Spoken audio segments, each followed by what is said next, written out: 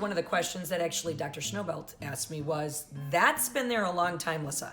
This isn't new. That's old and gotten significantly worse. And there was so much degeneration that we actually had to think back, what could have been the trigger? And I was actually in a car accident in my 20s. So where I was slammed up against the door, and who knew back then? And so the theory is that was the start, if you will, with nothing else in my body. So that pain we were talking about, that was over, that came on early and just sort of built and became very cumulative until that joint had eroded. We don't really have to cut the muscle, we're more just moving the muscle out of the way.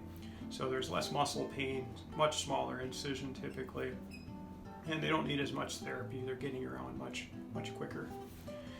She was incredibly fast getting back up and going, and part of that's because she was in such phenomenal shape going into the surgery. So we always encourage our patients to get in as good of shape as possible given their condition prior to the surgery, and she's a perfect example of that. But really right from the get-go, she was walking very well, and really within 3 or 4 weeks, I don't think she had many complaints or concerns regarding her hip. But in general, comparing pros and cons, hip replacement's one of the best surgeries we have in orthopedics. It's had phenomenal outcomes, and virtually everyone gets better after a hip replacement. It's been very tried and true over the years.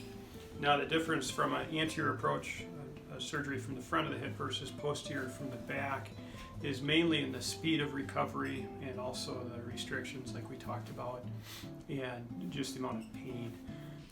Within 6 weeks after this surgery, I had resumed activity far beyond what it was for the months leading up to the surgery. Today I'm 16 weeks post-op. I have 0 restrictions, 0 holdbacks.